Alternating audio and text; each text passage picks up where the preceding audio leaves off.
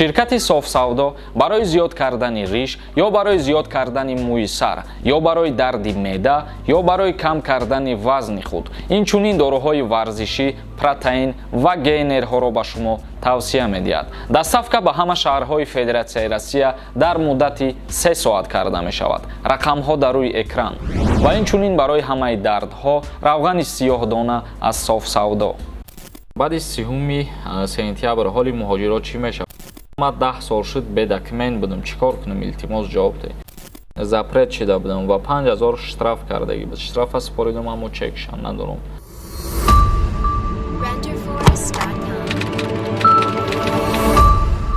ассалому алайкум ба ҳама тамошобинони барномаҳои канали Юристиҷай. Тамошобинони азиз, мо ахбороти нав дастрас кардем, барои шумо пешниҳод мекунем ва дар давоми барнома саволое ки роҳӣ кардагиен мехонем, ҷавоб мегардонем. То охири видео бо диққат гӯш кунед.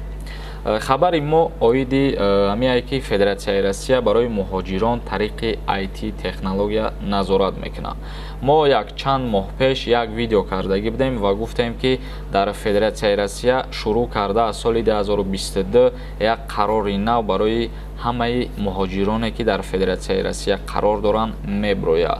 қарор оиди ҳамие ки ҳар як шаҳрванди хориҷие ки дар Федератсияи Россия қарор мегирад ба вай корти пластикӣ метиҳанд ва ҳамаи маълумотҳо оиди ҳамун шахсият дар дохили корт ворид карда мешавад. Ва ин қарор 29 декабри соли 2021 меброяд ва аз моҳи январ аллакай ба муҳоҷирон корт тақсимкуниро шурӯъ мекунанд. Ва ахборот оиди ҳамин боз як чизи дигаре ки вақте ки ба ҳар як шаҳрванди хориҷие ки корти пластикӣ метиҳанд боз назорат карда мешавад аз тарафи айтишнико ана ҳамун кортҳое ки ӯво дар дасти хичон мегиранд. Мисол мегирем, агар яке аз шумоҳо мерен корти пластикиро дастрас мекунед ва дар дохили ӯ корт регистратсиятон ё ки патентон умуман ҳама ҳуҷҷатгузориҳое ки дорен ворид мекунед ва барои ӯро назорат кардан махсус гурӯҳи айтишнико ташкил карда мешавад то ҳар як корти шаҳрвандои хориҷӣ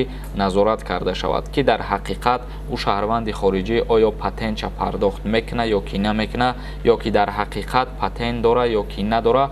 умуман будубоши қонуниша ана ҳамин айтишнико гурӯҳи махсуси корӣ ташкил мекунанд ва назорат мекунанд. ва гуфта мешавад ки вазорати умурии дохилии Федератсияи Россия назорати муҳоҷирон дар кишварро тариқи технологияи ҷадид таҳким мебахшад. ва ин ахборот дар сайтҳои Федератсияи Россия аллакай нашр шидагӣ ҳастай. метавонед ки аз шабакаи Тасру ё ки РИА Новости боз ба забони русӣ маълумоти пурраша дастрас кунед. ва мегзарем ба қисми хондани комментарияҳо.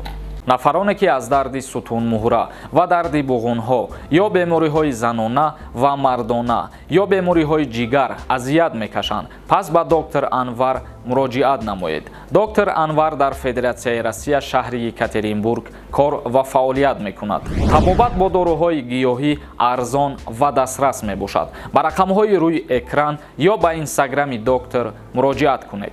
ҳувайдо нависонда амнистия мешава ё ки не? амнистия агар дар Федератсияи Россия барои шаҳрвандои хориҷӣ дар назар дошта бошӣ, мутаассифона аниқ нест ки қарор меброяд ё ки не. вале агар дар ҷумҳурии Тоҷикистон дар назар дошта бошӣ, албатта ки қонунаш аз ҷониби президент ба имзо расидагиай ва шахсиятҳое ки дар рӯйхати авф дохил шидагианд то муддати 2 моҳ озод карда мешаванд. амридин нависонда ассалому алайкум бародар, баъди 3 сентябр ҳоли муҳоҷирот чӣ мешава? ҳамира мефаҳмондӣ? чӣ гапай продлит мешава ё ки не?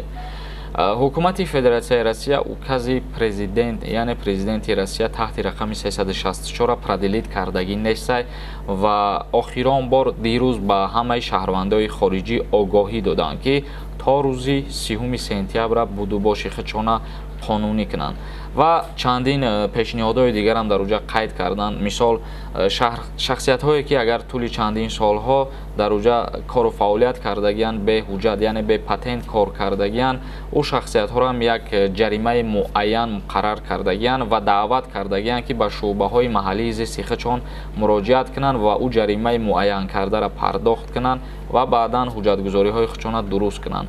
ва баъди 3 сентябр вақте ки муҳлати қарор ба анҷом мерасад, аллакай рейдҳо сар мешава, шахсиятҳое ки ҷарима доранд, зиёда аз 2 административни правонарушенӣ доранд, ӯ шахсиятҳо ба рӯи хати сиёҳ дохил мешаванд ва депортатсияшон мекунанд. мусоев нависонда: амнистия мешава барои одамое ки дар ватан буданд, ки виезчон маҳкамай, ку ягон маълумот биков.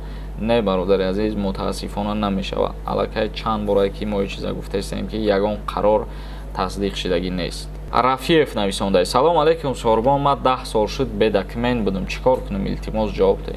ту метавонӣ ки ба шуъбаи маҳаллии зисти худат барои муроҷиат кунӣ ва ҷаримат мекунанд. дар аввал ҷаримаро пардохт мекунӣ, баъд кору фаъолияти худа қонунӣ мекунӣ, яъне ки регистратсия мекунӣ ва патент дастрас мекунӣ. эҳсон ҳасанзода нависонда: салом ака, ман соли 2015 запрет шида будам ва 5000 штраф кардагӣ буд. штрафа супоридам, аммо чекша надорам. чекша дар ҳолате ки надошта бошӣ, ту пардохт карда бошӣ, дар ҳамун база меброяд ки ту пардохт кардагӣ ҳастӣ ё ин ки не. алидод нависонда: салом алейкум ака, ҳами таваллуди фарзанд дар тоҷикистон бошад ё россияда? И дар мавзӯи савол дод ки мо дина як видео кардем ва гуфтем ки шаҳрдори Москав як қарори нав бировар ки ҳар як шаҳрванди хориҷие ки дар Федератсияи Россия шаҳри Москва истиқомат мекунад ва соҳиби фарзанд мешавад, аз ҷониби давлат 20 000 рубл тӯҳфа дода мешавад. ва и ба ҳамин маврид савол додагиай.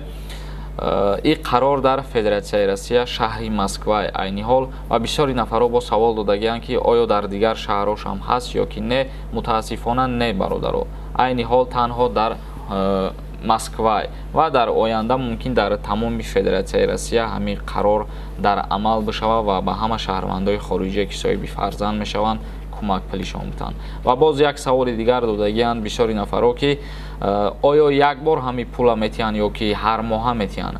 не бародарои азиз, дар вақте ки мисол оилаи шумо фарзанд ба дунё меёрад, дар ҳамун ҳолат як бор 20 000 рубл тӯҳфатон метиҳанд. тамом. қосимова нависонда: акай сорбон салом, ҳамин саволи мара ҳатман ҷавоб диҳ. патент сипоридам, регистратсиям то 3 сентябр.